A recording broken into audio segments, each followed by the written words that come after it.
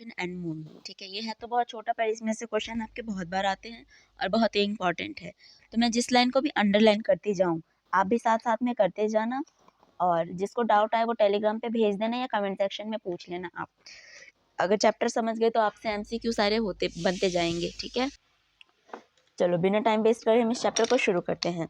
सबसे पहले तो ये बताओ कि लोकोमोशन एंड मूवमेंट में डिफरेंस क्या है।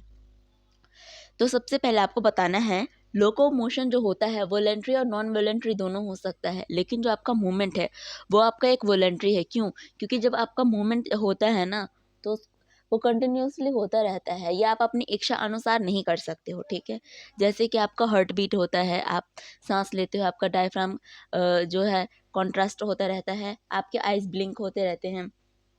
तो ये सारी चीज़ें आपके मूवमेंट में काउंट होती है। ठीक है, उसके बाद आता है आपका लोकोमोशन। लोकोमोशन वो होता है, यानी कि एक प्लेस से दूसरे प्लेस पर जब हम जाते हैं उसको हम लोकोमोशन में काउंट करते हैं। ओके, तो आप जो लोकोमोशन है और जो मूवमेंट है, उन दोनों में आप ये चीज़ बोल सकते हो कि जितने भी सारे मूवमेंट है वो लोकोमोशन है, और जितने भी लोकोमोशन है वो मूवमेंट नहीं है। ठीक है, ओके। तो movement is the one of a significant feature of a living being. Movement जो क्या है, लोग लिविंग फीचर के एक सिग्निफिकेंट है। Animal and the plant exhibited a wide range of movement. जो एनिमल है और वो जो प्लांट है एक वाइड एग्जिबिटेट करते हैं मूवमेंट का। Streaming of a protoplasm in the unicellular organism like amoeba. Amoeba एक यूनिसेलुलर ऑर्गेनिज्म है, is a simple form of movement, पर ये मूवमेंट करता है। ओके, मूवमेंट ऑफ सीलिया, आपने इसका जब डायग्राम देखा होगा, ये फिर रियल में आपने इसको देखा होगा, तो उसका जो सीलिया होता है ना वो उसको मूव करता रहता है। फ्लैजिला एंड टेंकलेस, आप इसको लर्न कर लेना, 2-3 नाम। Show many organism human being can move limbs, jaw, eyelid, tongue etcetera. क्योंकि जब हम बोलते हैं, ठीक है, तो हमारा टंग अपने आप क्या करते हैं, मूव करते रहते हैं। ये आपके मूवमेंट में भी आते हैं। आप इसको एक जगह स्टॉप करके बहुत सारे सेंटेंस या वर्ड नहीं बोल सकते हो। ओके, आप चाहे तो ट्राई कर लेना। जो ह्यूमन बीइंग है can move limb, jaw, eyelid, tongue etcetera. Some of the movement result in the change of a place और लोकेशन। जब कुछ मूवमेंट होता है तो लोकेशन को चेंज कर लिया जाता है। Such voluntary movement are called locomotion.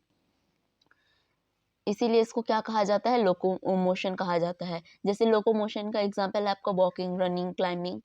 Walking का मतलब चलना, रनिंग का मतलब भागना, क्लाइंबिंग का मतलब कूदना, फ्लाइंग का मतलब उड़ना, स्विमिंग का मतलब तैरना। ठीक है, और आल सम ऑफ अ लोकोमेट्री मूवमेंट, ये एक लोकोमेट्री मूवमेंट का एग्जाम्पल है।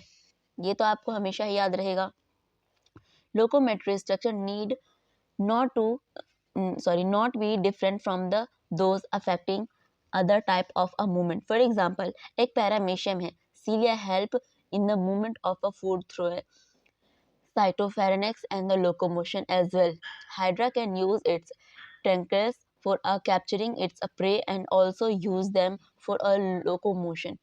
We use limbs for change in our body posture and locomotion as well. हम अपने जो लिम्स है उसको क्या करते हैं, बॉडी पोस्चर को चेंज करने के लिए और अपने लोकेशन को, तो इसीलिए ये लोकोमोशन का ही एग्जाम्पल है। ठीक है, the above separately the above observation suggested that the movement and locomotion cannot be studied separately.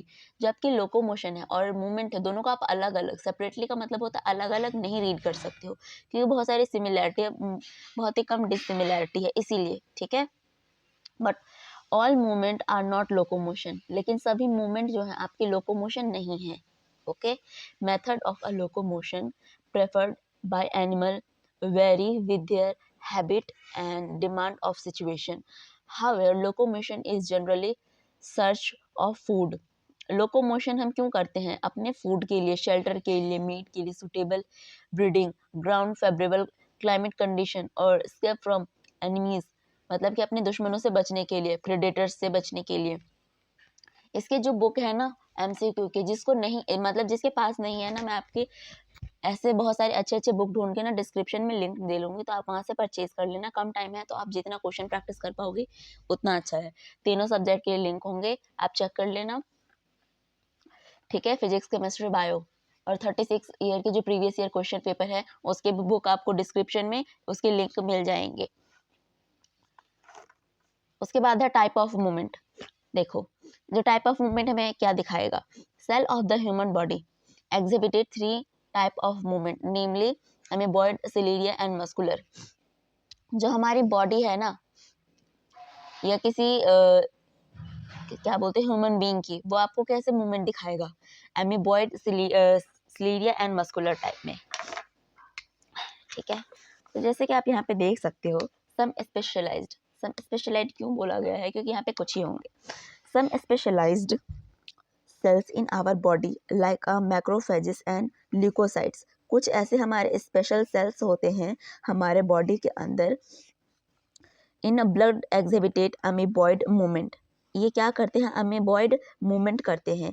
इस effect by a pseudopodia form by the streaming of protoplasm as in amoeba. Cytoskeletal element like a microfilament are also involved in amoeboid movement। Ciliary movement occur in most our internal tubular organ which are lined by ciliated epithelium। The coordinated movement of cilia in the trachea help us in removing dust particle, और ये dust particle को remove करने में help करता है। And some of the foreign substance inhaled along with the atmosphere air. Atmosphere से जो हम ऐसे सब्सटेंस होते हैं जो इनहेल कर लेते हैं, फॉरेनर उस पार्टिकल को बोलते हैं जो अननोन होते हैं। ठीक है, पैसेज ऑफ ओवा through the female reproductive tract is also facilitated by the ciliary movement. जो फीमेल रिप्रोडक्टिव ट्रैक है ना वो ऑल्सो फैसिलिटेट होते हैं सीलियरी मूवमेंट के लिए। Movement of our limbs, jaw, tongue etcetera require muscular movement. जब लिम, जॉ का मूवमेंट हो रहा होता है तो इसको मस्कुलर मूवमेंट की ज़रूरत होती है। The contractile property of a muscles are effectively used for locomotion।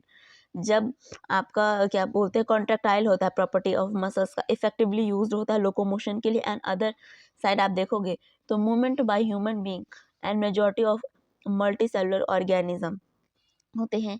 Locomotion require perfect coordinated activity muscular, skeletal and neural system. Human being को बहुत ही अच्छे स्केलेटल और न्यूरल सिस्टम की ज़रूरत है लोकोमोशन करने के लिए।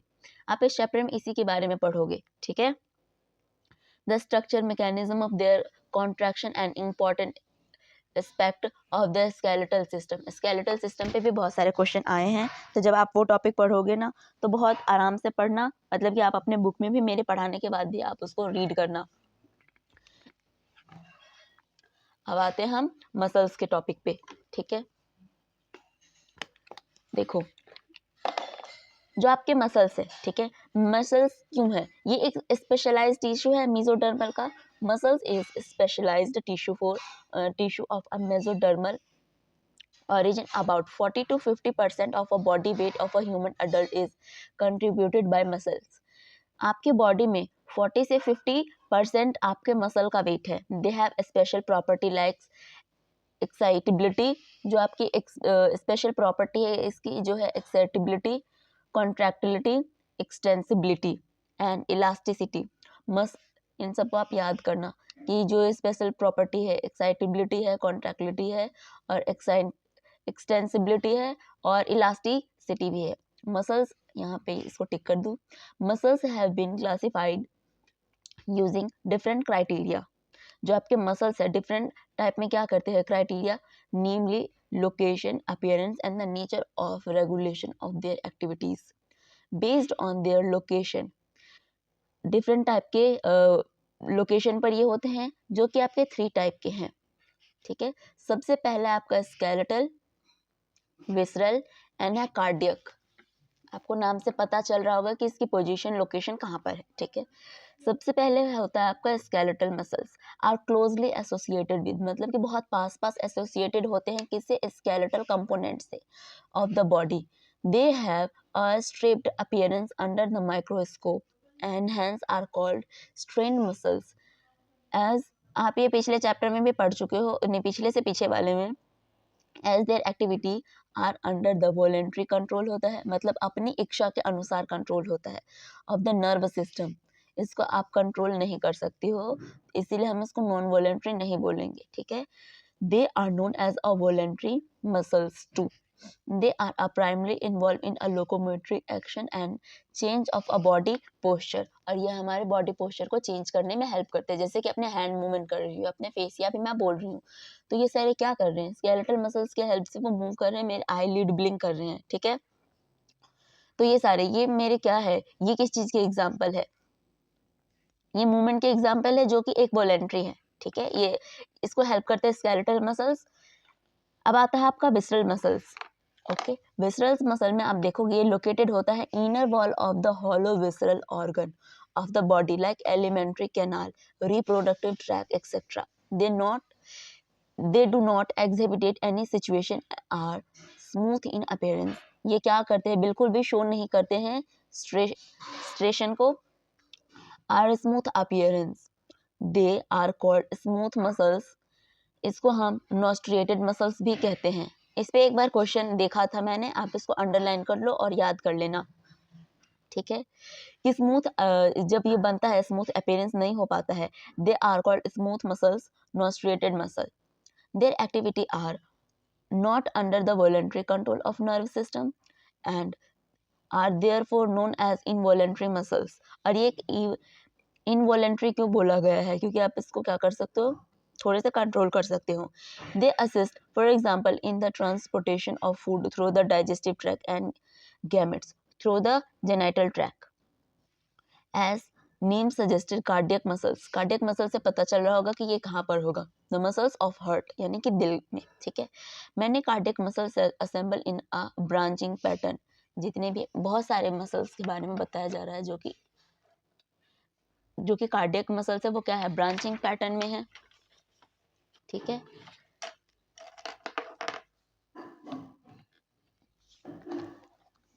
Cardiac muscles, based on the appearance, cardiac muscles are strained. They are involuntary in nature as their nerve system does not control their activity directly. और जो आपके हार्ट है, वो हार्ट का बीट होना आप क्या कर सकते हो, उसको कंट्रोल नहीं कर सकते हो, ठीक है। They are involuntary in nature. Nerve system does not control their activities directly. क्योंकि आप अपने दिल के धड़कन को धड़कने से नहीं रोक सकते, वो हार्ट बीट होता रहता है, इसकी वॉइस होती है लव डब, ठीक है। अब हम इसकी एग्जामिन करते हैं स्केलेटल मसल्स की in detail to understand the structure of mechanism of contraction. Each organism skeletal muscle in our body is made up of a number of muscles bundle और fascicles and together by a common collagen connective tissue layer called a fascia. Each muscles a bundle contain a number of muscles fiber. Each fiber is lined by a plasma. जब आप इस diagram को देखोगे तो ये किस चीज का डायग्राम दिखाया गया है, एक क्रॉस सेक्शनल व्यू है मसल्स, ठीक है, जो कि बंडल में है। मसल्स फाइबर का जो ये सर्कल शेप में दिखाया गया, ये है आपके फैसिलस, जिसको आप मसल्स बंडल कहते हो, जो कि छोटे छोटे डॉट है, इसको बोलते हैं मसल्स फाइबर या मसल सेल्स। सार्कोलेमा, सार्कोलेमा को आप ऑलरेडी पिछले वाले में पढ़ चुके हो, ब्लड कैपिलरी को आपको रेड वाले से दिखाया गया है। ये मसल्स फाइबर होते हैं, लाइन होते किस चीज से, प्लाज्मा मेम्ब्रेन से, जिसको कहते हैं हम sarcolemma. Muscles fiber is lined by a plasma membrane called sarcolemma enclosing the sarcoplasm, और ये बंद होता है सार्कोप्लाज्म में। Muscular fiber is a इसको हम क्या बोलते हैं, सैनिकियम बोलते हैं, ठीक है, जो कि आपका होता है sarcoplasmic reticulum of the muscles fibre is also store house of calcium ion. ये स्टोर हाउस है किस चीज का, कैल्शियम आयन का। A characteristic feature of a muscles fiber is presence.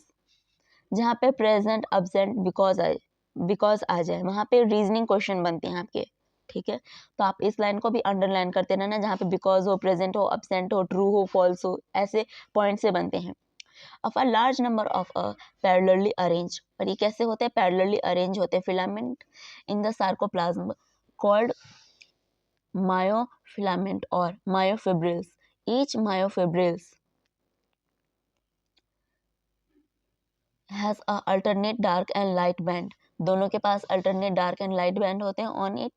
Detailed study of a myofibril has established that the strain appearance is due to the distribution of pattern of two important protein, actin and myosin. The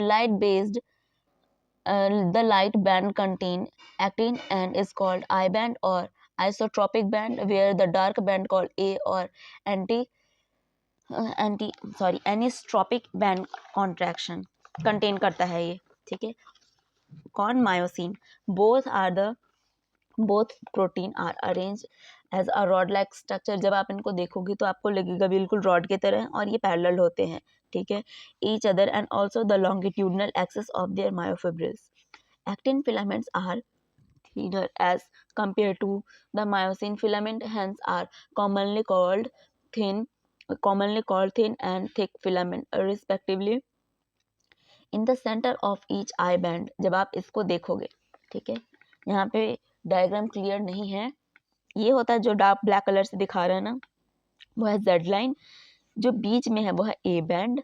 छोटे छोटे नीचे part में देखोगे तो आपको Z H zone दिखेगा, ये होता है सार्कोमर। और यहाँ पे राइट साइड आपको आई बैंड दिखाया जा रहा है। तो यहाँ पे आई बैंड के मेंशन किया गया है, जो कि इसके बारे में बताया जा रहा है, ठीक है। यहाँ पर बता रहे हैं जो इन the centre of each I band के सेंटर में elastic fibre called Z line, इसके बीच में जो ये ब्लैक लाइन है इसको जेड लाइन बोला गया है, जो कि आप लेफ्ट साइड डायग्राम में देख सकते हो, ठीक है। द थिक मतलब कि मोटा filament in the A band are also held together. Together मतलब साथ में है। Middle of this band by thin fibrous membrane called M line. M line को मेंशन नहीं किया गया है, पर आपके क्वेश्चन में तो आ सकता है क्योंकि एनसीईआरटी में मेंशन है। A and I band are arranged alternatively throughout the length of the myofibrils. The protein of a myofibrils between two successive Z line is considered as the functional unit. Contraction are called sarcomer. इसको बताया जा रहा है कि जो आपका Z line है ना, वो कंसीडर करता है किस चीज़ को? फंक्शनल यूनिट को कंसीडर करता है, जो कि कॉन्ट्रैक्शन होता है, इसको बोलते हैं सार्कोमर, ठीक है। यहाँ पे नीचे आपको डायग्राम में भी दिखाया गया है कि जेड लाइन है, इसको क्या बोलते हैं? सार्कोमर बोलते हैं, okay. In the resting state, जब ये रेस्ट पे होता है, okay. The edge of a thin filament, thin यहाँ पर आ गया मतलब कि वो पतला है। Filament of either side of a thick filament partially overlap, ये पार्शियली ओवरलैप होता है free end of thick filaments leaving the central part of the thick, और ये सेंट्रल पार्ट फ्री होता है। This central part of thick filament not overlapped by thin filament is called H zone, ठीक है। अब मैं इसको दोबारा रिवाइज कर देती हूँ, आपको ये लोकोमोशन मूवमेंट बिल्कुल क्या है, क्लियर है, ठीक है। इसको दोबारा रिवाइज नहीं भी करोगे तो भी चलेगा, पढ़ लेना, बहुत आसान है। मसल्स वाले टॉपिक को मैं कर देती हूँ।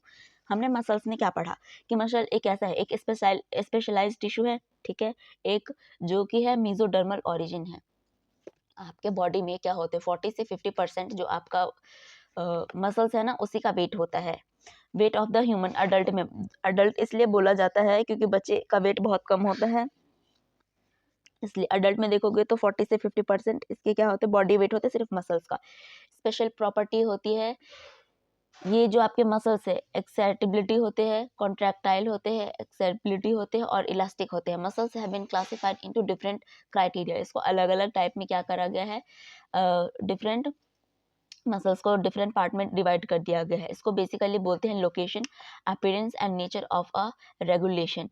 इसको लोकेशन, अपीयरेंस यानी कि कहाँ पर है, अपीयरेंस दिखाई क्या देता है, नेचर में कैसा है, रेगुलेशन में कैसा है, और देयर एक्टिविटी, और वो काम कैसा करता है, बेस्ड ऑन देयर लोकेशन। और इसके लोकेशन की बात करोगे तो कहाँ पर है, सबसे पहले होता है स्केलेटल, विसरल, और तीसरा कार्डियक। स्केलेटल यानी कि आपके बॉडी का जो ये बोन से अटैच होता है, दे आर क्लोजली पैक्ड होता है। Skeletal component of the body होता है जो कि स्ट्रिप्ड होता है। अपीयरेंस अंडर माइक्रोस्कोप, और आप इसको माइक्रोस्कोप के नीचे देख सकते हो, आपको नेकेड आई से नहीं दिखेगा, okay. Activity as their activity under the hands are called striated muscles, and their activity under the voluntary control of the nervous system known as voluntary control of the nervous system। ये muscles के अंदर भी होता है। They are a primary involve in a locomotory action and change of a body posture, और ये आपके body posture को चेंज करने में हेल्प भी करता है। सेकेंड आपने पढ़ा था विसरल सिस्टम, ये लोकेटेड होते हैं इनर वॉल के हॉलो विसरल ऑर्गन के पास, जो कि एलिमेंट्री कैनाल है, रिप्रोडक्टिव ट्रैक है, एक्सेट्रा, ठीक है। They do not exhibit any strain and smooth appearance, ये बिल्कुल भी एग्जिबिटेट नहीं करते स्ट्रेन एंड स्मूथ अपीयरेंस को, इसीलिए आप इसको कहते हैं smooth muscles. Their activity not under voluntary, इसकी जो एक्टिविटी होती है under voluntary control of the nerve system and therefore known as a involuntary muscles. इसकी एक्टिविटी है क्या है, not under the voluntary control, इसको वॉलेंट्री तरीके से कंट्रोल नहीं किया जा सकता, of nerve system and therefore known as involuntary muscles. They assist for example in the transportation of food through the digestive track, ये फूड को डाइजेस्टिव ट्रैक तक पहुंचाता है, gametes through the genital track as the name of suggested cardiac muscles. Cardiac muscles कहाँ आपको पाया जाएगा, heart muscles के पास पाया जाएगा, आपको नेम से बहुत ही क्लियर है। जो कि बेस्ड होता है कहाँ, अपीयरेंस ऑफ कार्डियक मसल्स, जो कार्डियक मसल्स है एक इनवॉलेंट्री को डेडिकेट करता है या दिखाता है, आप इसको कह सकते हो कार्डियक मसल इज स्ट्रेटेड, ठीक है। They are involuntary in nature as show, nerve system does not control activity, जो नर्व सिस्टम है हार्ट बीट को कंट्रोल नहीं कर सकता है। अब हमने क्या पढ़ा था यहाँ पर, एक मसल्स के सेक्शनल व्यू को रीड करा था, यहाँ पे एग्जामिन हुआ था डिटेल में कि क्या करता है, mechanism of contraction, each organism skeletal muscle in our body made of number of muscles bundle, muscles bundle का क्या होता है आपका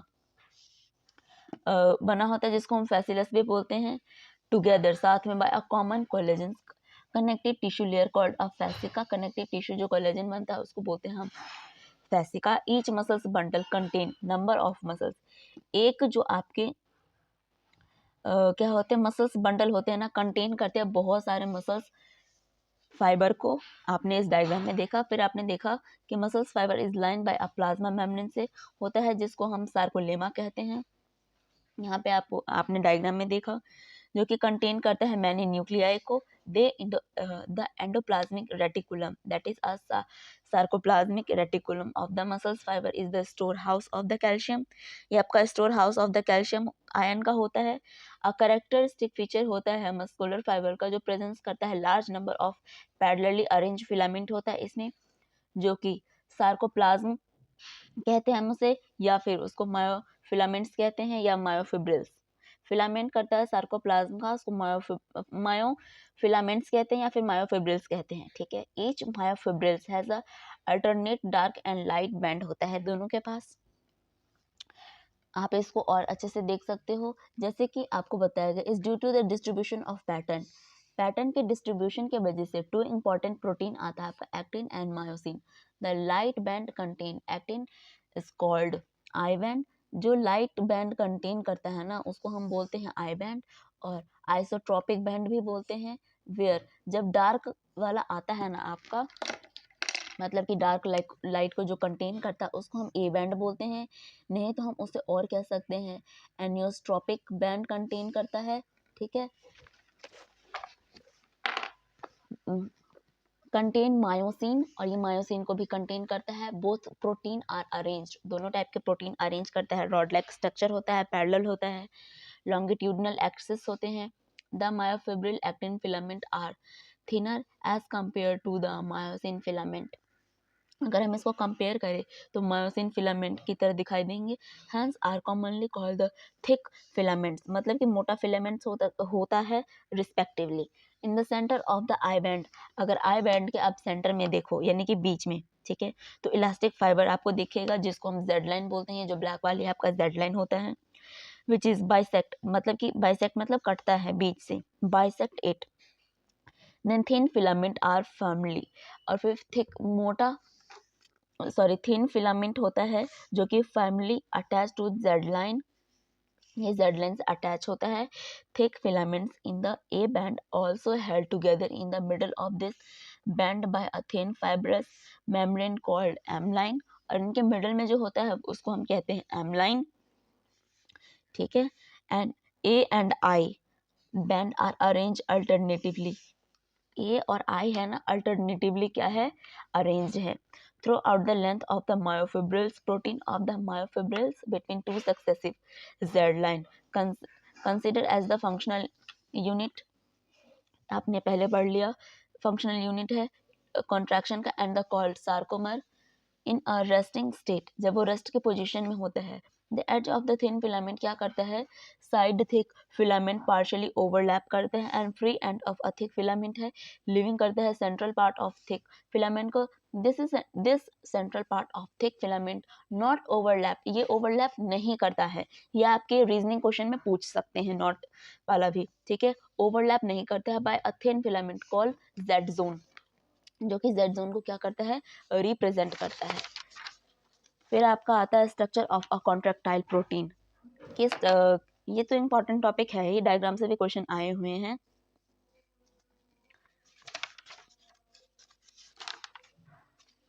ठीक है, 15 मिनट में आपका ये हो जाएगा, छोटा चैप्टर ही है, मतलब ये टॉपिक 15 मिनट में। Structure of a contractile protein. अब अगर हम देखें कि जो कॉन्ट्रैक्टाइल प्रोटीन है उसका स्ट्रक्चर क्या है, ठीक है, तो आप क्या देखोगे,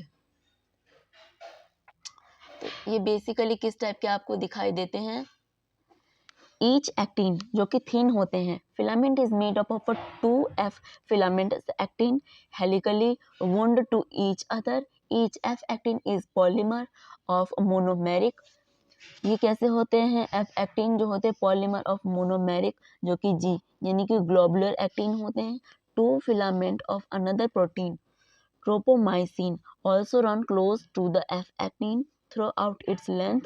A complex protein tropine is distributed at regular interval on the tropomyosin. In the reusing state, a subunit of a tropomine makes the active bind site for a myosin on the actin filaments. Each myosin जो होते हैं thick filament होते हैं, जो कि polymerase protein होते हैं। Many monomeric protein called मैरोमायोसिन, जो बहुत सारे टाइप के प्रोटीन होते हैं उसको हम मैरोमायोसिन कहते हैं, ठीक है। अगर आप इस फिगर को देखोगे, डायग्राम को, तो यहाँ पे आपको क्या दिखाया जा रहा है, एन एक्टिन है, ठीक है।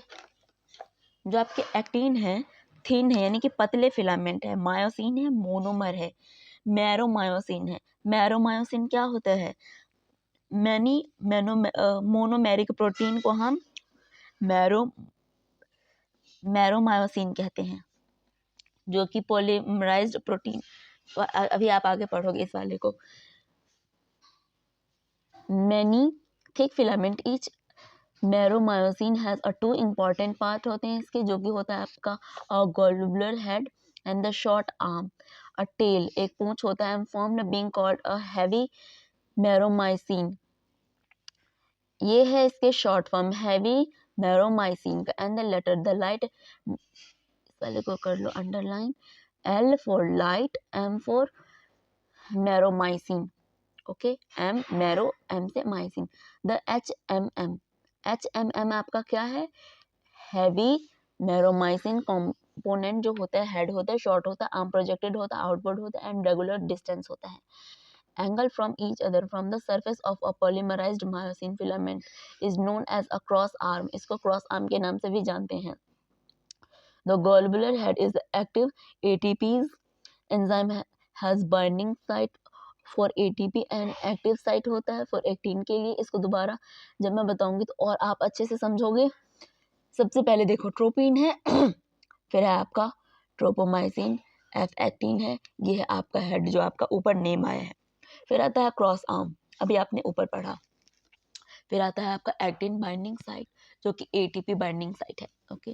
मैकेनिज्म ऑफ मसल्स कॉन्ट्रैक्शन को अगर हम देखें, ठीक है, पहले इसको आप दोबारा समझ लो क्योंकि इसमें से हम नेम को यूज करने वाले हैं। ट्रोपोसिन, पहले डायग्राम में देखो, ये ट्रोपोनिन है, ट्रोपोमाइसिन है, एफ एक्टिन है, एक्टिन बाइंडिंग साइट है, एटीपी बाइंडिंग साइट है, ये आपका हेड है, ये क्रॉस आर्म होता है, ठीक है। आपको बोला गया है जितने भी each actin thin filament is made up of a 2 F filament actin and helical wound। ये दो जो आपका एक्टिन है फिलामेंट है ना, दो चीजों से बना हुआ है। सबसे है F filament actin helically wound each other, ये हेलिकली वुंड होता है एक दूसरे के साथ। Each F actin is polymer of monomeric, जो F एक्टिन है वो पॉलीमर है किसके, मोनोमेरिक है। दूसरा है आपका गोल्युलर एक्टिन, ये रहा आपका जी और एफ। एफ से होता है फिलामेंटस, जी से होता है गॉलब्लैडर एक्टिन। ये हो गया आपके दो फिलामेंट। ये जो दोनों फिलामेंट होते हैं of another protein ट्रोपोमाइसिन also run close to the F actin throughout its length. A complex protein troponin जो होता है डिस्ट्रीब्यूटेड होता है किसमें, regular interval on the tropomyosin में। In the reusing state a subunit of troponin make active binding, और ये एक एक्टिव बाइंडिंग बनाता है जो कि मायोसिन होता है ऑन द एक्टिन फिलामेंट्स के पास। ईच मायोसिन थिक फिलामेंट होता है। थिक का मतलब है मोटा। जितने भी आपको मायोसिन दिखेंगे एक मोटा सा फिलामेंट दिखेगा, इसको हम कह सकते हैं। और पॉलीमराइज्ड प्रोटीन, जितने भी आपके बहुत सारे मोनोमेरिक प्रोटीन होते हैं उसको हम क्या कहते हैं, मैरोमाइसिन कहते हैं। ओके, जो कंस्टिट्यूट होता है वन थिक फिलामेंट में, थिक मतलब मोटे फिलामेंट में। Each meromyosin has a two important part of a globular protein होता है, हेड विद शॉर्ट आर्म होता है, यानी कि छोटा आर्म होता है। यहाँ पे आपने देखा था जो क्रॉस आर्म है वो बहुत ही शॉर्ट है, यानी कि छोटा है। उसका एक टेल होता है, यानी कि पूंछ होती है, ठीक है। और short arm projected outward at regular distance, वो आउटवर्ड होते हैं जो कि रेगुलर डिस्टेंस अलोंग करता from each other from a surface of a polymerized myosin filament is known as cross arm. The globular head is active ATPase enzyme, जो इसका head है, ठीक है, गॉलब्लर का। द गॉलब्लर हेड इसी को कहा गया है। टीपीएस साइट होता है, एंजाइम होता है, हैज बाइंडिंग करता है साइट किस चीज का, एटीपी एंड एक्टिविटी साइट करता है एक्टिन का, ठीक है। उसके बाद आता है mechanism of muscles contraction. Mechanism किस चीज की, मसल्स का जो कॉन्ट्रैक्शन होता है उसका। अगर आप इसको प्रॉपर देखोगे, ठीक है, तो कैसे समझ सकते हो, mechanism of muscles contract is a best explain by the sliding filament. Sliding filaments आप इसको बहुत अच्छे से समझ सकते हो। थ्योरी विच स्टेट, वो कहता है कि contraction of a muscles fibre takes place by the sliding of thin filament over the thick filament. अगर कोई मसल्स है, ठीक है, वो स्लाइड करता है thin filament over thick filament, मोटे वाले पर ये स्लाइड करता है थिन वाले, पतला वाला, यानी muscles contraction is initiated by a single sent by central nerve system। Central nerve system को मैंने आपको बोला था याद करना, क्योंकि इसका शॉर्ट फॉर्म में भी आ जाता है सीएनएस। आपको सेंट्रल नर्व सिस्टम लिख के नहीं देंगे, वो सीएनएस लिख के भी दे सकते हैं आपके क्वेश्चन में, ठीक है। तो ये आपको बता रहे हैं यहाँ पर कि मसल्स कॉन्ट्रैक्शन इनिशिएटेड होता है single sent by the central nerve system में, और वाइस वर्सा इसको मोटर न्यूरॉन भी कहते हैं। A motor neuron along with the muscle fibers connected to a constitute a motor unit. The junction between a motor neuron and the sarcolemma, अगर हम इन दोनों को देखें, मोटर न्यूरॉन जंक्शन किसी चीज के बीच में, motor neuron and the sarcolemma of the muscle fibre is called,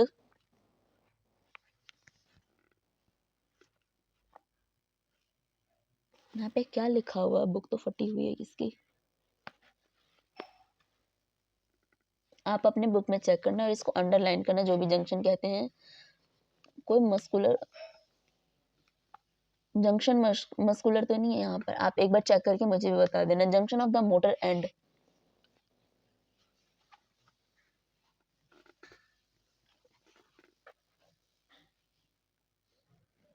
okay, मैं एनसीईआरटी की जो पीडीएफ है उससे आपको मैं चेक करके लास्ट में बता दूंगी, ठीक है। जो न्यूरल सिग्नल होता है ना, रीच करता है, जंक्शन रिलीज करता है। जो न्यूरोट्रांसमीटर होता है जो कि एसेटाइल क्लोनीन होता है, विच जनरेट करता है एन एक्टिन पोटेंशियल को इन अ सार्कोलेमा, सार्कोलेमा के अंदर। This separated through the muscles, और ये अलग होता है मसल्स की वजह से। Fibres and cause the release of calcium ion into the sarcoplasm. और आपने जब सार्कोप्लाज्म का डायग्राम देखा था पीछे, तो मैंने आपको बताया था यहाँ पे इस वाले में देखो, ये जो आपका सार्कोप्लाज्म है क्या करता है, ये कैल्शियम आयरन को स्टोर करता है। तो सेम चीजें यहाँ पर आपको बता रहे हैं एनसीईआरटी कि जो सार्कोलेमा है क्या करता है, कैल्शियम आयन को वो अपने अंदर लेता है, इनटू मतलब अंदर, इनटू द सार्कोप्लाज्म, और इंक्रीज करता है कैल्शियम लेवल को। Lead the binding of a calcium with the subunit of a ट्रोपसिन, नहीं, troponin on actin filament and thereby the remove of making of the active site for myosin utilizing the energy from ATP। और जो energy को use करता है उसकी unit है ATP hydrolysis. सिर्फ ATP है, ठीक है। Energy from the ATP hydrolysis the myosin had now bind to the exposed active site on actin to form a cross bridge। अब वो क्या करता है, क्रॉस ब्रिज को फॉर्म करता है। This pull of the attach of actin filament. अच्छा, यहाँ पे जो डायग्राम है उसको समझ लो। यहाँ पे बोला जा रहा है कि अगर ये एक्टिन फिलामेंट है ना, यहाँ पे मायोसिन फिलामेंट की तरफ जा रहा है, तो पी है ये एडीपी में जा रहा है, फिर क्रॉस ब्रिज यहाँ पे बना है जो कि आपने ऊपर पढ़ा, ये मायोसिन का हेड है। Formation of a cross bridge, यहाँ पे क्रॉस ब्रिज का फॉर्मेशन हो रहा है। उसके बाद क्या करता है, स्लाइड करता है या रोटेट करता है। और ब्रेकिंग ऑफ क्रॉस ब्रिज, अब क्रॉस ब्रिज को क्या करता है, तोड़ देता है। ब्रेकिंग का मतलब तोड़ना। Pull the attached actin filament toward the center of A band. The Z line, the Z line attached to the these actin are also pulled. क्या करते हैं, इस लाइन को also pull यानी कि धक्का देते हैं inward अंदर की तरफ, thereby the causing a shortening of the sarcomere, that is the contraction. It is clear from the above step that during shortening of the muscles, that is contraction, the I band gate reduced, और जो I band हो जाते हैं वो कम हो जाते हैं। A band retain length, the myosin release ADP and P1 goes back to the relax. और जो आपके मायोसिन है वो रिलीज करते हैं ADP को, जो कि P1 को बैक यानी कि पीछे भेजने के लिए, वापस भेजने के लिए काम करता है। बैक टू इस रिलैक्स स्टेट, रिलैक्स मतलब कि बहुत ही स्टेबल स्टेट पे, बहुत ही आराम से है। A new ATP bind and a cross bridge is broken. Cross bridge क्या हो जाते हैं, यहाँ पर ब्रेक हो जाते हैं। यहाँ पे आपने देखा कि ADP स्लाइड करवाने में हेल्प करता है, सेम चीजें लिखी है, फिर क्या करता है, इसको ब्रेकिंग करने में काम करता है, तोड़ने में काम करता है। तो जो ATP है दोबारा क्या करता है, हाइड्रोलाइज करता है मायोसिन के हेड से, and the cycle cross bridge formation. और ये होता है साइकिल क्रॉस ब्रिज फॉर्मेशन का। इस वाले डायग्राम में आपको बताया गया है stage in a cross bridge formation. Cross bridge का फॉर्मेशन होता है, उसका रोटेशन होता है, हेड होता है, फिर ब्रेकिंग हो जाता है क्रॉस ब्रिज का, ठीक है।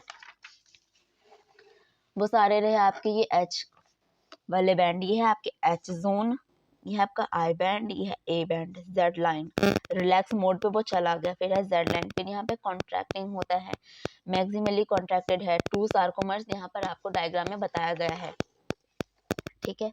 फिर आता है जब ये ब्रेक हो जाता है, रिप्रेजेंट कॉजिंग फर्दर स्लाइडिंग। और जब ये ब्रेक होने के बाद आपको क्या दिखता है, स्लाइड होते हुए दिखाई देता है। The process continue till calcium ion pumped, ये तब तक प्रोसेस चलता रहता है जबकि कैल्शियम आयन पंप होकर बैक ना चला जाए सार्कोप्लाज्मिक में। सार्कोप्लाज्मिक में ही तो कैल्शियम आयन का फॉर्मेशन होता है, तो ये जब तक ब्रेक ना हो तो पंप करता रहता है जब तक कि वापस ना back to sarcoplasmic system, resulting this masking of actin filaments. This causes the return, मतलब कि वापस जाता है Z line back to their original position, और ये Z line के ओरिजिनल पोजीशन पर चला जाता है जो कि रिलैक्सेशन के लिए जाता है। The reacting time of the fibers, the reaction time of fibers can vary different muscles, अलग टाइप के मसल्स होते हैं जो कि रिपीटेड होते हैं एक्टिवेशन ऑफ द मसल्स के, can lead the accumulation of lactic acid, ये लैक्टिक एसिड का accumulation करते हैं, anaerobic breakdown करते हैं ग्लाइकोजन का, in them causing the fatigue, muscles contraction, red colour oxygen होते हैं जो कि स्टोर करते हैं पिगमेंट को, called a myoglobin. Myoglobin content is high in some of the muscles which give reddish appearance. Such muscles are called the red fibers. The muscles also contain plenty of mitochondria. Mitochondria पता है ना, power house कहलाता है, which can utilize the large amount of oxygen stored in them form ATP production. These muscles therefore can also called aerobic muscles. On other hand, अगर हम दूसरे side देखें तो some of the muscles possess very less quantity, ये बहुत कम quantity में होते हैं, मायोग्लोबिन, एंड देयरफॉर अपीयर करते किस चीज को, पेल और वाइटिश, बहुत ही पीले, हल्के पीले कलर का नहीं होता जिसको हम पेल लोग बोलते हैं, या तो वैसे होंगे या वाइटिश, बिल्कुल सफेद होंगे। These are white fibers. Number of mitochondria are also few in them, but the amount of sarcoplasmic लेकिन जो सार्कोप्लाज्मिक का अमाउंट है वो क्या है, रेटिकुलम बहुत ही हाई है, रेटिकुलम के हिसाब से बहुत हाई है। They depend on anaerobic process of energy, और ये डिपेंड करता है एनारोबिक एनर्जी पर। ठीक है, दोबारा देखो, मैकेनिज्म ऑफ मसल्स कॉन्ट्रैक्शन आपने पढ़ लिया, आपको बताया गया था ये क्या है। Mechanism of muscles contraction best explain करता है किस चीज को, स्लाइडिंग फिलामेंट को। ठीक है, स्लाइडिंग फिलामेंट एक थ्योरी है, वो क्या बताता है हमें कि जितने भी कॉन्ट्रैक्शन होते हैं ना मसल्स फाइबर के, takes place sliding of thin filament over thick filament. एक मोटे फिलामेंट के ऊपर थिन फिलामेंट क्या करते हैं, स्लाइड करते हैं। ये बताता है कि muscles contraction initiated by a single sent by central nerve system. Single यानी कि अकेला सेंड करता है नर्व सिस्टम को, जो कि मोटर न्यूरॉन भी कहलाता है।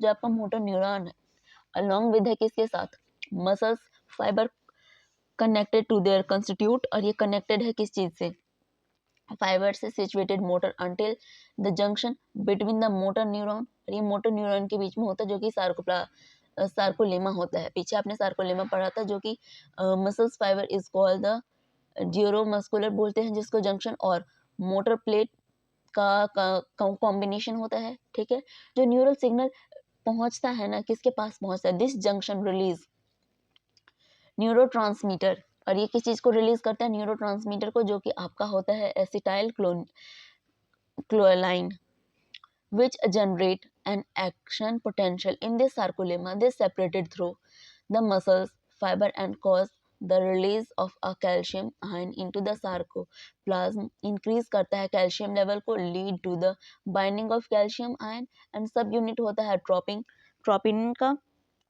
जो कि यूटिलाइज करता है एनर्जी को।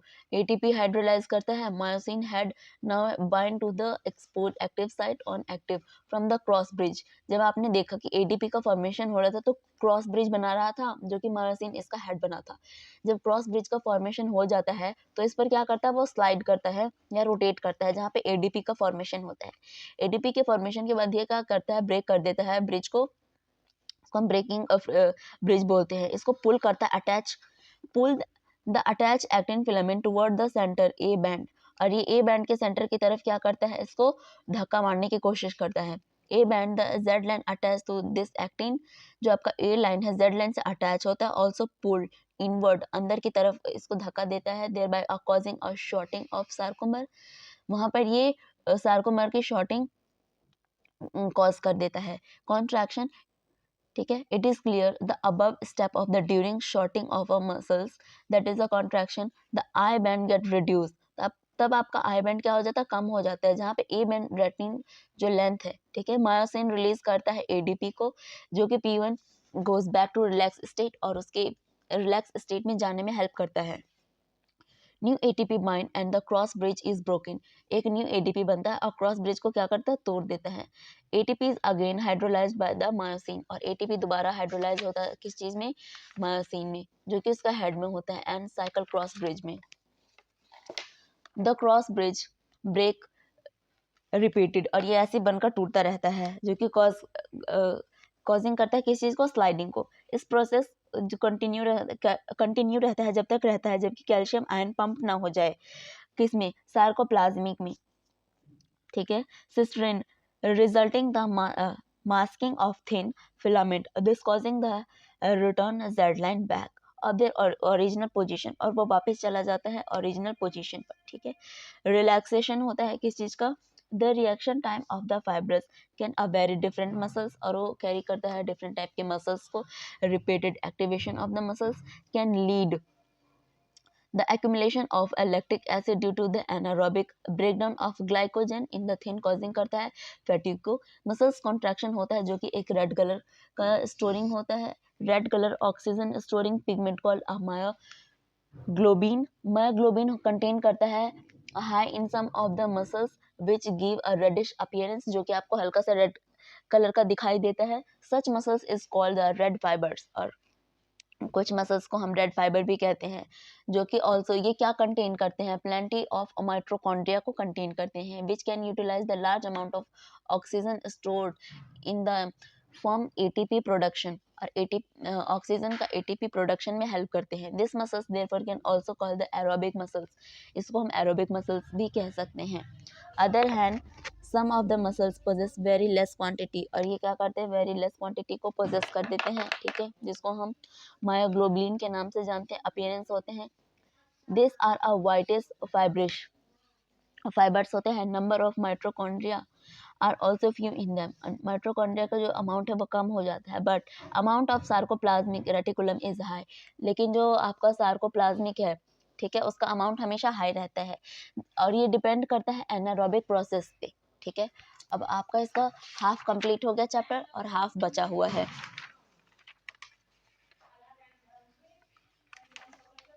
बस 2 पेज, मतलब अप्रॉक्स 1.5 घंटे या उससे 10 मिनट ज़्यादा, 140 में ये पूरा चैप्टर कंप्लीट हो जाएगा। 46 हो गए। अब इस वाले में आप पढ़ोगे बोन्स के बारे में। बोन्स पे तो हर साल बहुत सारे क्वेश्चन पूछे जाते हैं, ठीक है, तो आप इसको तो पूरे डायग्राम के नेम को भी रट लो बिल्कुल अच्छे से, और इसमें कितनी चीज़ें होती है सब। तो अब हम शुरू करेंगे स्केलेटल सिस्टम। मैं अपने नोट्स भी आपको दूंगी, बट पहले आप बुक पढ़ोगे, क्योंकि सेम नेम को मैं यूज़ करूँगी। अगर डायरेक्ट नोट्स पढ़ा दूंगी आपको समझ नहीं आएगा कि मैंने सारी चीज़ें उठाया कहाँ से। इसको रीड करने के बाद आपको पता रहेगा कि मैंने जितनी भी डिटेल लिखी है वो सारे एनसीईआरटी के हैं, एक लाइन भी बाहर से नहीं है। ये करंट 2024 के सिलेबस से हैं, तो कुछ भी एक्स्ट्रा नहीं होगा, ठीक है। और केमिस्ट्री का आपका जो न्यू चैप्टर ऐड हुआ है उसका भी मुझे वीडियो अपलोड करना है, उसका भी मैं आपको लाइन टू लाइन कर दूंगी, ठीक है। वो मैं आपको पीडीएफ से करवाऊंगी, क्योंकि मेरे पास उसकी बुक नहीं है, इसीलिए मैं उसकी पीडीएफ डाउनलोड करके आपको समझा दूंगी, ठीक है। शुरू करें। Skeletal system. स्केलेटल सिस्टम में ये बताया गया है कि skeletal system consist of framework of bone. जो आपका स्केलेटल सिस्टम है वो फ्रेमवर्क है किस चीज़ का, बोन का है, यानी कि हड्डियों का है, ठीक है। एंड अ फ्यू कार्टिलेज, जिसमें कुछ कार्टिलेज होते हैं। कार्टिलेज भी आपका एक टाइप का बोन होता है, पर वो सॉफ्ट बोन होता है, ठीक है।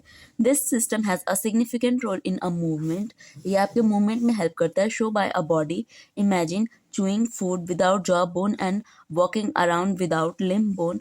Bone and cartilage are specialized connective tissue. इस पे आपका क्वेश्चन आया हुआ है, इस लाइन को आप अंडरलाइन कर लो और याद कर लेना, और जिसे याद है बहुत अच्छी बात है, ठीक है। जब आपका बोन होता है, एक कार्टिलेज स्पेशलाइज कनेक्टिव टिश्यू है, ध्यान रखना यहाँ पर आपको कनेक्टिव टिश्यू मेंशन किया गया है, okay. The form has a very hard mixture due to the calcium salt, और ये बहुत ही हार्ड है, किस चीज़ की वजह से कैल्शियम सॉल्ट की वजह से। In it and latter has a slightly pliable matrix due to the chondroitin salt. इस नेम को आप लर्न कर लेना।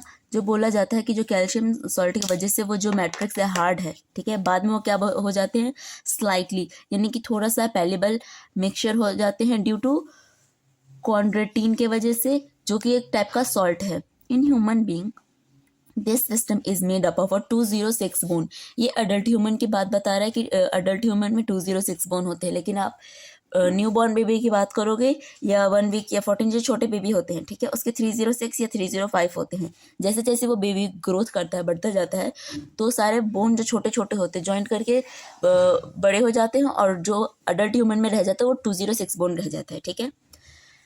And few cartilage, system is made of 206 bone and few cartilage, कुछ कार्टिलेज से मिलकर बना है। इट ग्रुप्ड, यानी कि क्या बोलते हैं, समूह है किस चीज़ का, into a 2 principal division. 2 principal division क्यों बोला है, क्योंकि यहाँ पर है एक्सियल एंड एपेंडिकुलर स्केलेटल, ठीक है। Axial skeletal comparison 80 bones distribution along the mains axis. जो आपका स्केलेटल बोन होता है, एक्सियल स्केलेटल बोन, उसमें कितने ग्रुप होते हैं, एक ग्रुप में 80 होता है, ठीक है, 2 ग्रुप में बटे हैं ना, एक में आपके होते हैं 80। फिर आपको बताया जाता है main axis of the body, the skull, vertebral column, sternum and ribs constitute axial skeleton. The skull, यानी कि जो आपका खोपड़ी होता है, कंपोज्ड 2 सेट्स ऑफ बोन, ये आपके 2 सेट्स ऑफ बोन को कंसिस्ट करता है। जब आप सबसे ऊपर वाला फोरहेड के पास देखोगे, ठीक है, फ्रंटल बोन इन्हें कहते हैं। जो पीछे वाला पार्ट होता है आपका, जो मिड में होता है, वो होता है आपका partial parental bone, sorry partial नहीं, पेरेंटल बोन होता है, इस पे क्वेश्चन आया हुआ है पेरेंटल बोन पर। टेम्पोरल बोन है, फिर है आपका ऑक्यूपेटल बोन, फिर आपके जब नीचे गर्दन के पास देखोगे, ठीक है, ये आपके होते हैं ऑसिपिटल बोन जो कि कॉन्डाइल होते हैं, ठीक है। जब आप ऊपर की तरफ देखोगे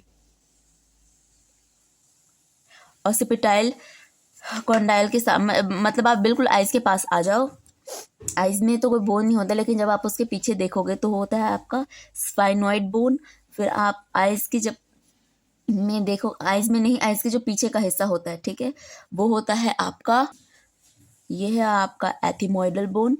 नेक्स्ट है आपके जस्ट नीचे, वो होता है आपका लैक्रिमल बोन। फिर होता है नोज के पास जिसको बोलते हैं नेजल बोन, या आपने जहाँ जहाँ पे नोज का टॉपिक आया होगा वहाँ वहाँ पे आपने नेसल वर्ड पढ़ा होगा ना, ठीक है, तो इसीलिए कहते हैं नेजल बोन, क्योंकि इस पार्ट का ही नाम है।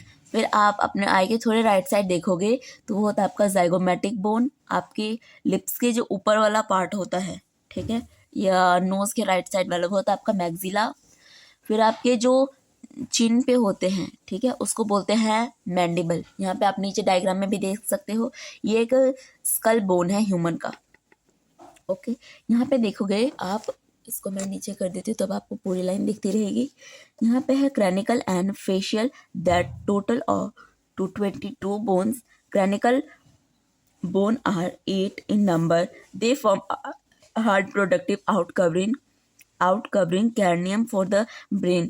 The facial region is made up of 14 skeletal element which form front part of skull. A single U-shaped, जो कि सिंगल होता है U shaped में, called hyoid is present in the base मतलब नीचे की तरफ, बक्कल कैविटी के पास होता है, also include in the skull.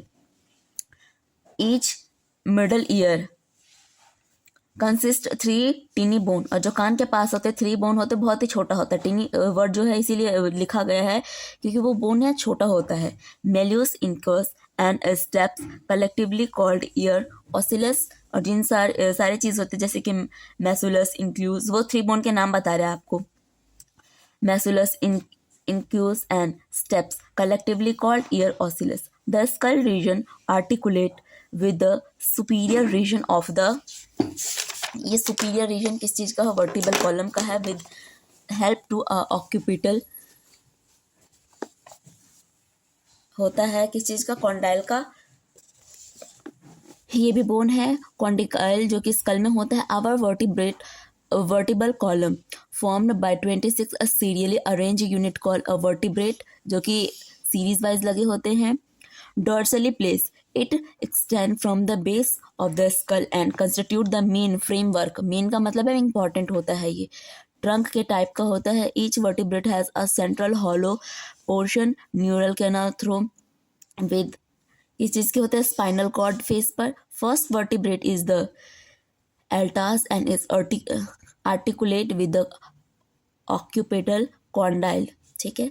The vertebral column is differentiated into a several, जिसमें 7 होते हैं, थोरेसिक में 12 होते हैं, लुम्बर में 5 होते हैं, स्कारल में 1 फ्यूज्ड होते हैं, एंड ऑक्यूगेल में 1 फ्यूज्ड होते हैं region, starting from the skull, जो उसकी स्कल से स्टार्ट होता है, ठीक है। The number of cervical vertebrate area 7 is almost all mammal including human being, और भी मैमल में होते हैं। The vertebral column protect the spinal cord, और जो आपके वर्टिबल कॉलम होते हैं वो स्पाइनल कॉर्ड को क्या करते, प्रोटेक्ट करने में हेल्प करते हैं। जब आप इस बोन को इस डायग्राम में आप देखोगे तो आपको दिखेगा जो सबसे ऊपर पार्ट है जो नेक से स्टार्ट होता जा रहा है वो क्या है, आपके सेवरियल वर्टिब्रा है, ठीक है।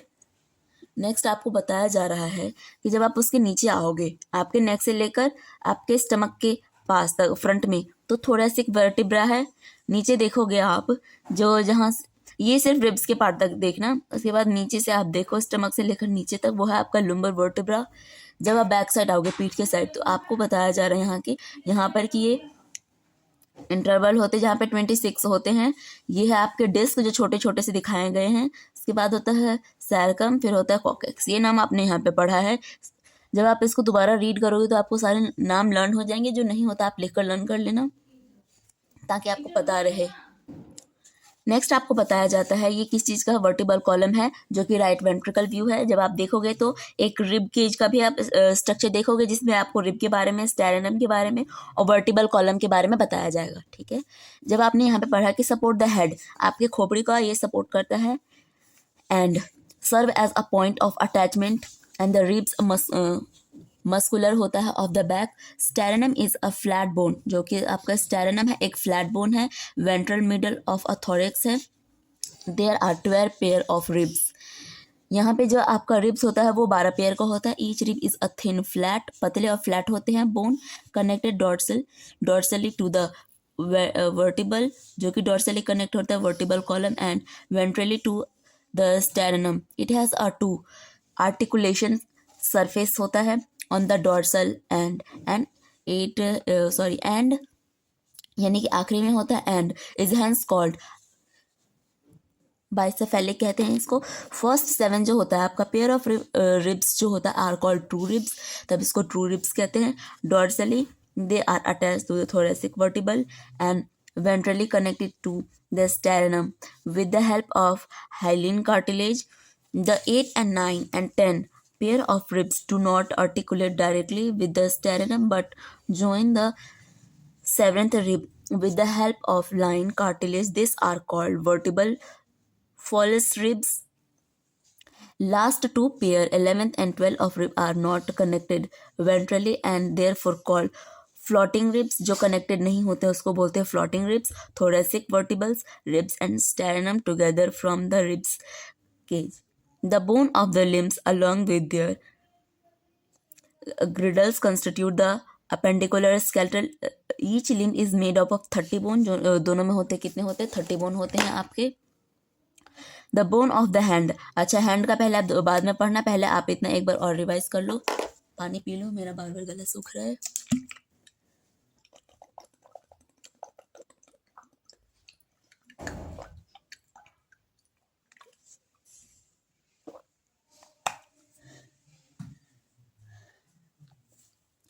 यहाँ पे आपने पढ़ा भी पूरे स्केलेटल सिस्टम से। सबसे पहले आपने स्कल के बारे में पढ़ा। स्कल को हम हिंदी में कहते हैं खोपड़ी, पर आप स्कल यूज़ करोगे क्योंकि आपका इंग्लिश मीडियम है, ठीक है। आपको मैंने बस समझाने के लिए बता दिया। जो आपका स्केलेटल सिस्टम है, एक मेन फ्रेमवर्क बोन को क्या करता है, कंसिस्ट करता है, जिसमें आपके होते हैं कार्टिलेज होता है। कार्टिलेज भी एक टाइप का बोन है, लेकिन वो सॉफ्ट बोन है।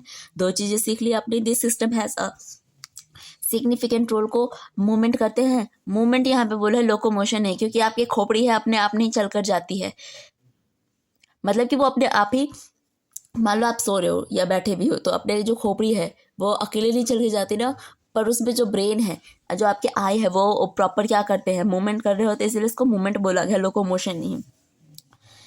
This system has a significant role in this framework show by the body. आप ऐसा सोचो, जब आप फूड को च्यूइंग करते हो, ठीक है, तो आप उसे विदाउट जो नहीं चॉक कर सकते हो, च्यूइंग नहीं कर सकते हो, चबा नहीं सकते हो, ठीक है।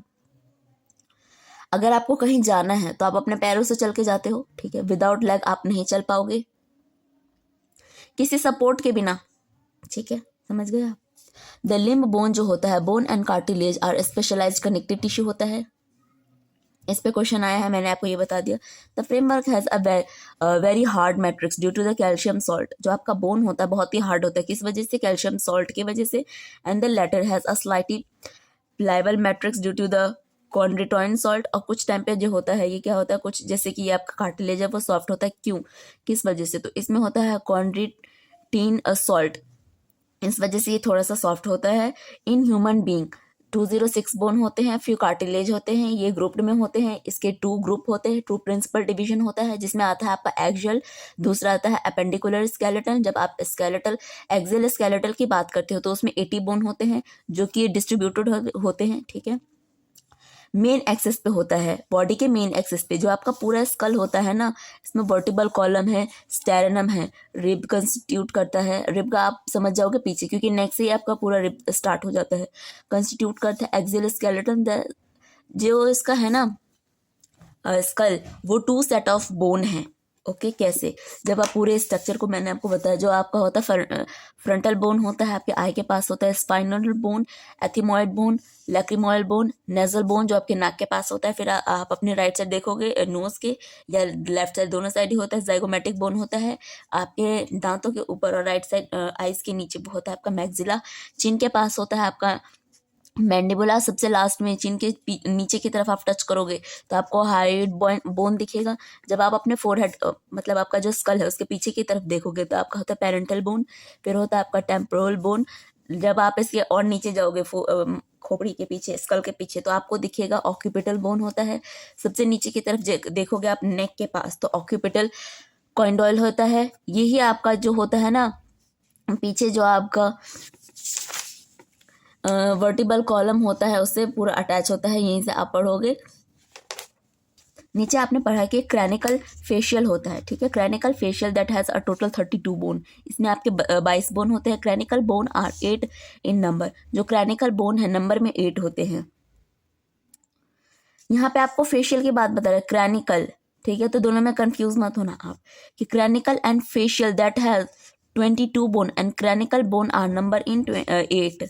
They are hard protective outer covering. ये बहुत ही हार्ड होते हैं, आउटर कवरिंग होते हैं ताकि जो हमारे ब्रेन है वो सारे क्या रहें, प्रोटेक्ट रहें। Cranium of the brain, cranium of the brain का क्या बताया जाता है आपको, ये क्या होते हैं, facial region made up of 14 skeleton element. जो आपका फेस होता है ना वो आपके 14 बोन से मिलकर बना होता है। विच फॉर्म फ्रंट पार्ट, जो आपके आगे का जो पार्ट है वो बनाता है। The skull a single U shaped bone called a hyoid. इस बोन को आप देखो, ये क्या है आपका सिंगल अकेला है लेकिन ये यू शेप का बना है। आपको मैं जूम करके दिखा देती हूँ, ये देखो ये यू ऐसे बना है तो ये अकेला है पर ये फिर भी क्या है, यू शेप्ड का है। इसको हम कहते हैं हायोड। प्रेजेंट करता है base of the buccal cavity के पास। Is also include the skull, ये भी स्कल का ही पार्ट होता है। ईच मिडल ईयर, जब आप कान को आप टच करोगे तो वैसे ईयर में तो कोई बोन्स नहीं होते हैं लेकिन आप जब अंदर के साइड देखोगे ईच मिडल, मिडल मतलब बीच में, तो आपको मिलेगा 3 बोन। पहले का नाम होता है मेल्यूस, दूसरे का नाम होता है एंक्यूस एंड थर्ड का नाम होता है स्टेप्स, ठीक है। ये जब आप तीनों को ज्वाइंट कर दोगे तो कलेक्टिवली कॉल्ड, मतलब तीनों को साथ में हम ईयर ऑसिलस बोल देते हैं, ठीक है। This skull origin articulate with the superior reason.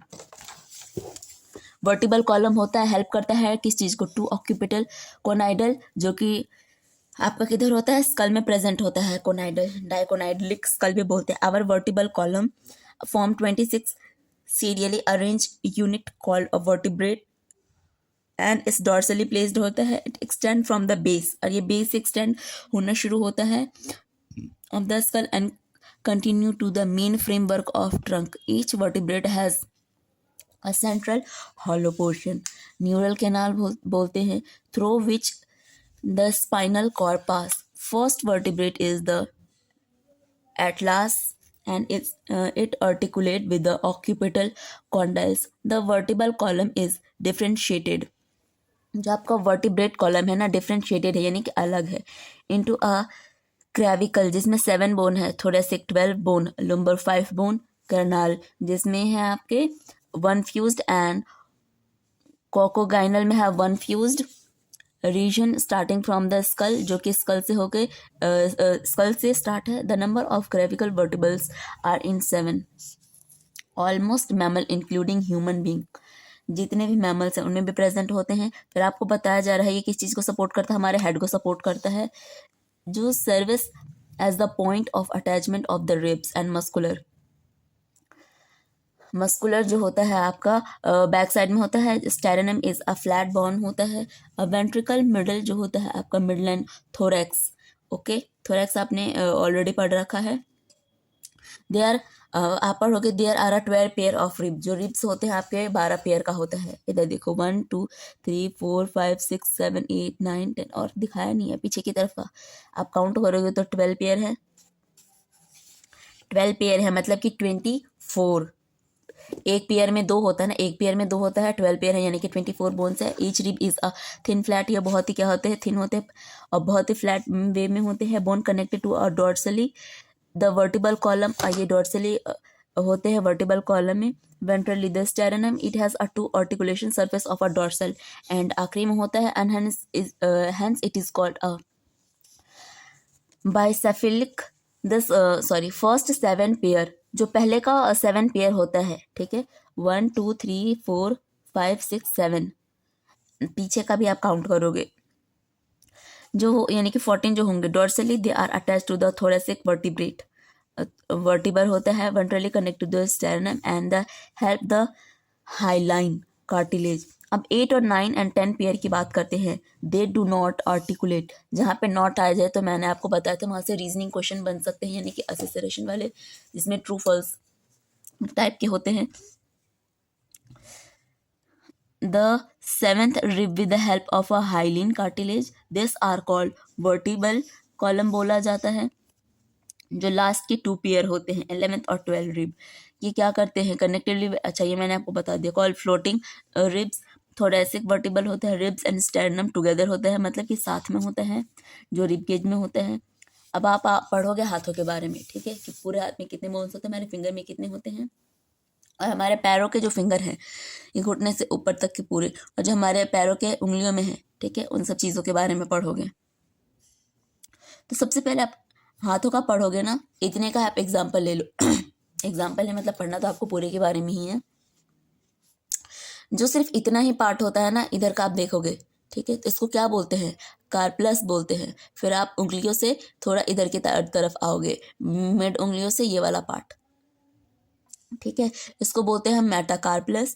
फिर आपका पूरा अगर इस वाले से लेकर छोटी उंगली से लेकर, ठीक है, यहाँ इतना देखे, मतलब उंगलियों साइड में, तो इसको क्या बोलते हैं, फेलेंजस. लेकिन इसको आप आगे पढ़ोगे.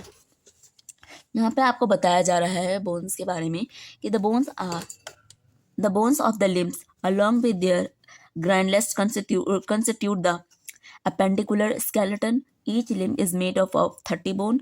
ये पूरे 30 बोन से मिलकर बना होता है. The bone of the hand यानी कि हाथ, forelimb are humerus and radius and ulna तो आपने सुना ही होगा. Carpals with the bone 8 in number, इसमें आपके 8 बोन्स होते हैं. मेटाकार्पलस जो कि पाम हथेली में होता है 5 इन नंबर होता है. एंड फेलेंजस जो मैंने आपको बताया उसमें 14 बोन होते हैं. फिर आप पढ़ोगे फेम्यूर के बारे में, जो आपकी थाई का बोन होता है, जो कि सबसे लॉन्गेस्ट बोन होता है. Okay, fibula tarsal. अच्छा एंकल के बोन है आपके जो 7 नंबर में होते हैं. मेट्रसल होते हैं जो जिसमें 5 बोन होते हैं. एंड फेलेंजस जो कि 14 बोन होते हैं. Are the bone of the leg. Hind limb a cup shaped bone होता है जिसको हम पेटला कवर नी बोलते हैं, जो कि आपके घुटनों में होता है. वेंट्रली नी कप. अब देखो ये पूरा हैंड है, आप दोनों डायग्राम से समझ लो. ये है आपके एनसीईआरटी की बुक में ऑलरेडी दे रखा है, जो पूरा आपका हैंड है, ठीक है. और ऊपर कर दूं, आपको पूरा हैंड दिखेगा, ठीक है. जैसे कि आपका हैंड, एक का एग्जांपल आपको बोला गया है, ये जो सिर्फ इतना पार्ट है, ठीक है, ये वाला. ओके, तो हम इसको क्या बोलते हैं, कार्पलस बोलते हैं. तो वही चीज़ें आपको बोली गई हैं फर्स्ट लाइन में कि जो आपका पूरा रेडियस होता है वो तो आपका अल्ना है. जो कार्पलस है जो कि आपका रिस्ट बोन है ना यहाँ पर, वो क्या है, नंबर में 8 है, ठीक है. फर्स्ट चीज़ समझ में आ गई, कितने हैं आपके, नंबर ऑफ 8 है. मेटाकार्पलस फिर आपका आता है छोटी उंगली से लेकर, मतलब कि पूरे हाथ में ही छोटी उंगली से लेकर ये वाला पार्ट. ओके, जो कि आपका डायग्राम में है उसको क्या बोलते हैं, मेटाकार्पलस बोलते हैं. जो आपका मेटाकार्पलस होता है, पाम बोन, हथेली का बोन, ये वाला, उसको हम क्या बोलते हैं, मेटाकार्पलस में होता है आपके 5 बोन. एंड नेक्स्ट आता है आपका फेलेंजस जो कि होता है 14 डिजिट में. फेलेंजस होता है आपका यहाँ छोटी उंगली से लेकर ऊपर तक जितने भी होता है. ओके, यहाँ पे आपके डायग्राम में भी है फेलेंजस, उसमें कितने बोन होंगे, 14. ओके, जो आपका फेम्यूर बोन होता है, the longest bone, paid and fibula tarsals ankle bone होते हैं 7 नंबर. मेटा टेरेस्ट्रल होते हैं 5 in number. And phalanges digit होते हैं 14 in number. The bone of the legs, जो हिंद लिम्ब होता है, a cup shaped bone called a patella cover the knee. Ventral knee cup होते हैं आपके. उसके बाद आता है आपका पेक्टोरल एंड पेल्विक ग्राइंडल। अच्छा, नी वाले को आप मत भूलना, वो कप शेप्ड इसलिए बोला है क्योंकि जब बैठ के देखते हो तो देखते हो ऐसे आगे की तरफ आपको घुटना जो है क्या होता है, कटोरी जैसा दिखता है, इसलिए उसको कप बोला गया है। Okay, pectoral and pelvic girdle bone help in articulation of the upper and lower limb, ऊपर का साइड और नीचे का साइड, इसलिए अपर एंड लोअर दोनों लिखा गया respectively with the axial skeletal. दोनों का आप देखोगे तो क्या है, each girdle form a two halves, each half of a pectoral grindle consists of a clavicle and a scapula. Scapula is a large triangular flat bone होता है।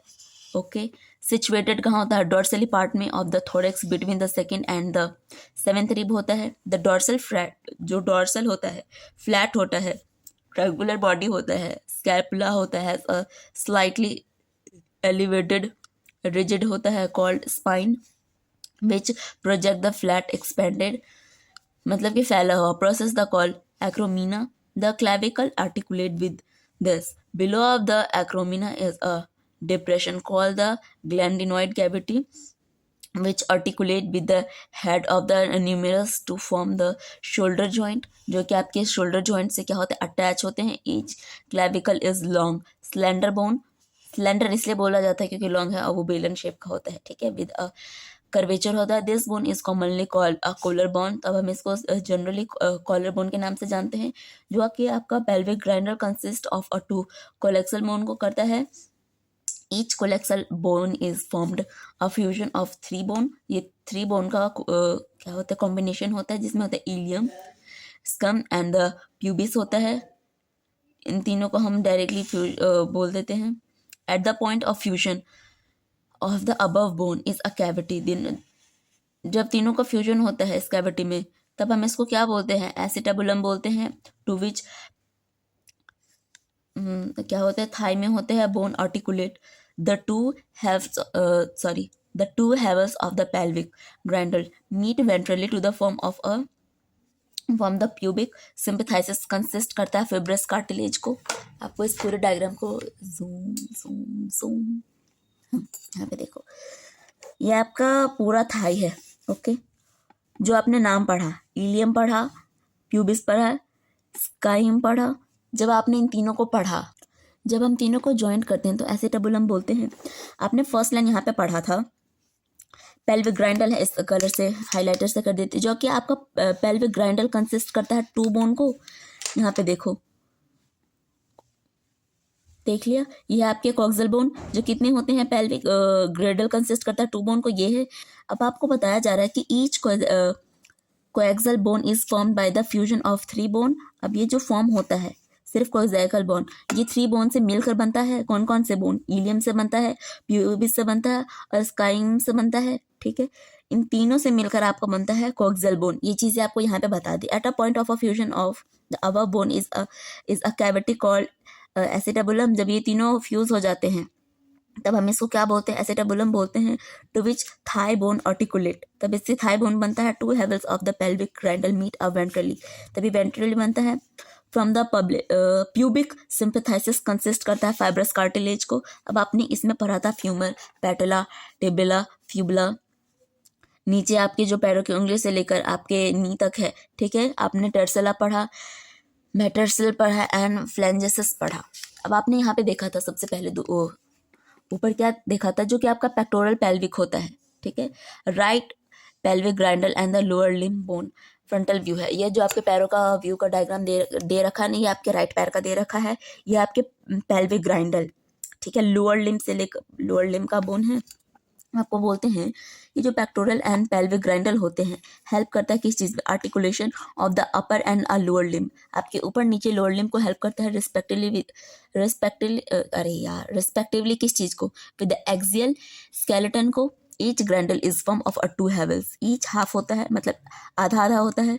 Each girdle is form two halves, ये form करता है two चीज़ को। Each half of a pectoral girdle consist of clavicle and scapula. जो आपका scapula होता है वो लार्ज ट्रायंगुलर फ्लैट बोन होता है, situated in a dorsal part of a thoracic between the second and the seventh rib.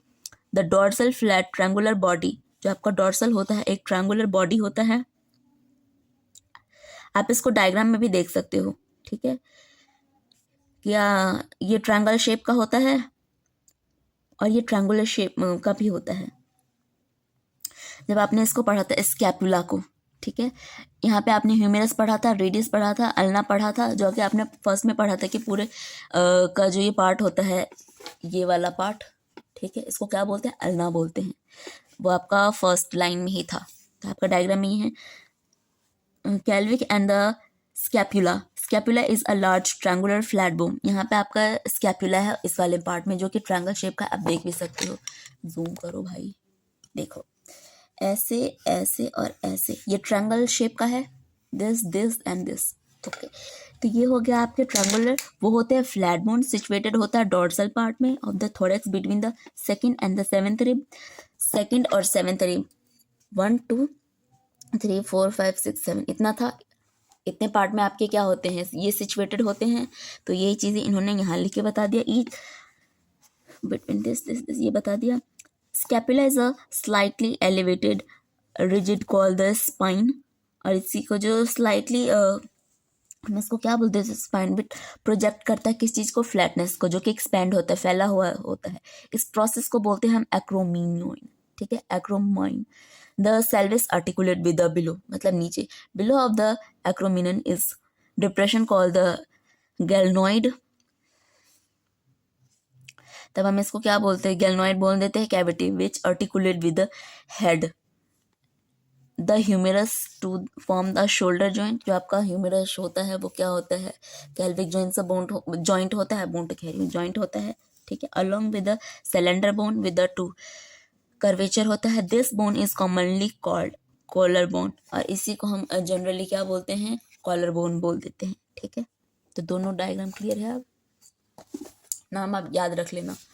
अब इस part को आप चाहे तो आप रेगुलर में भी आप इन सब चीज़ का, ये जो बुक में नाम लिखे हैं एनसीईआरटी में, मतलब कि साइंटिफिक नाम भी आप इसको ले सकते हो, तब आपको लर्न करने में इजी होगा, ठीक है।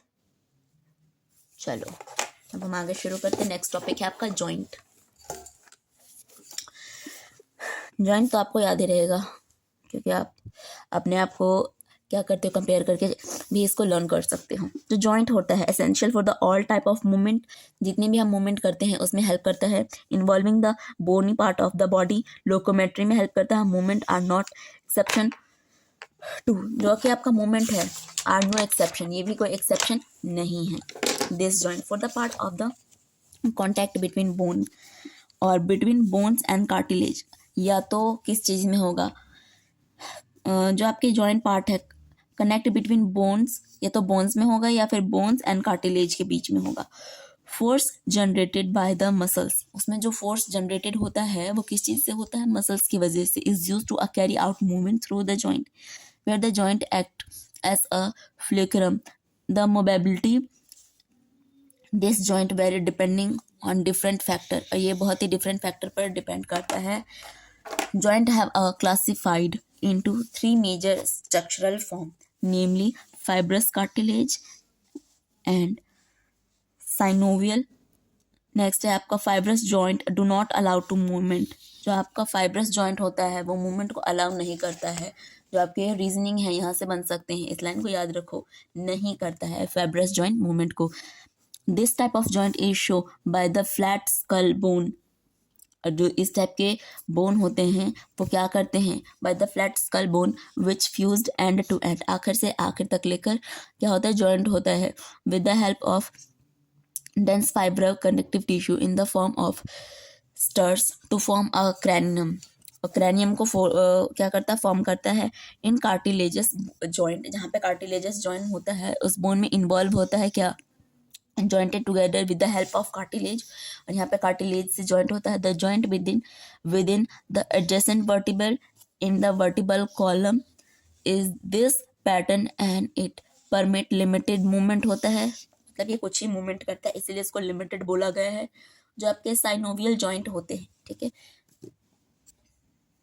साइनोवियल जॉइंट क्या करता है, करेक्टराइज करता है प्रेजेंस ऑफ फ्लूइड को field synovial cavity between the articulating surface of the two bone such as arrangement allow करता है considerable movement को।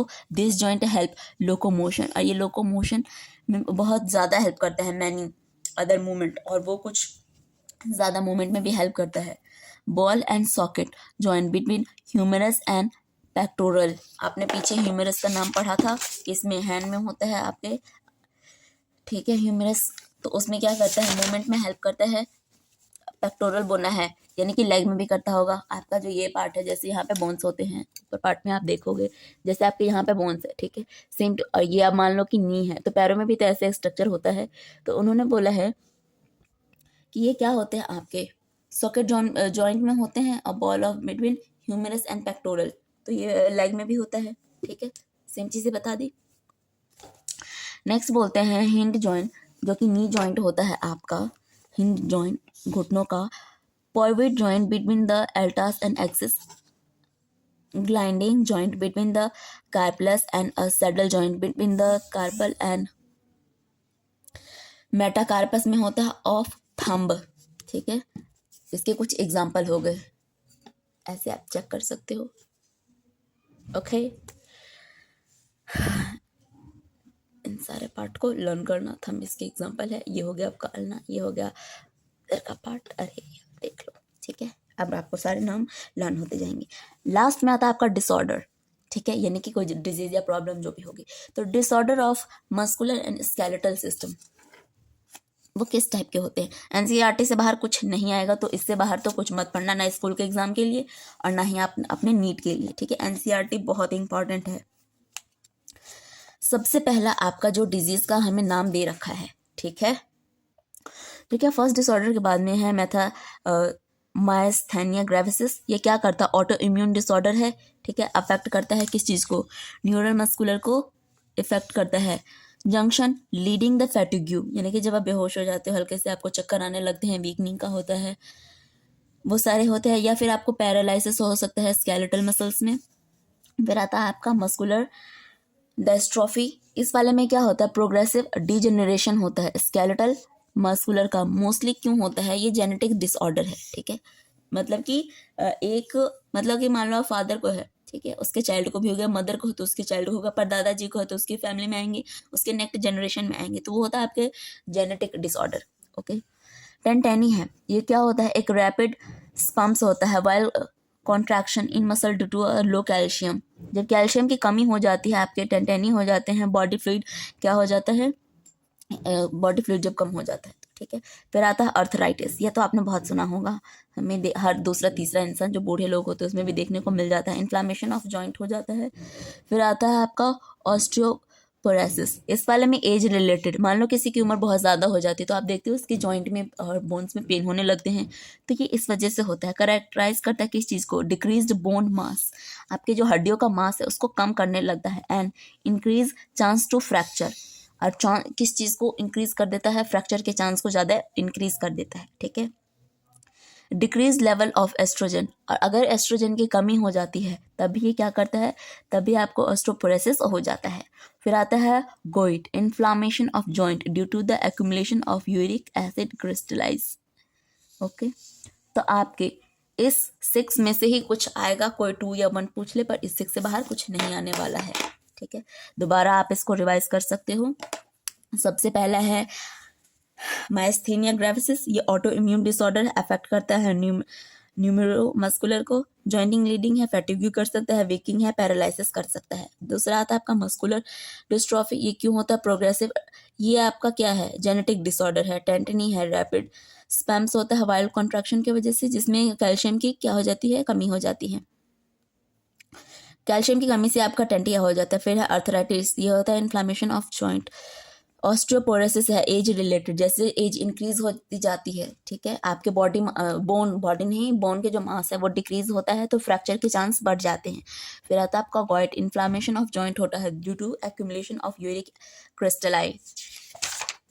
नेक्स्ट है आपका न्यूरल कंट्रोल एंड कोऑर्डिनेशन, इससे भी आपको बहुत सारे क्या होते हैं, क्वेश्चन तो बनते हैं।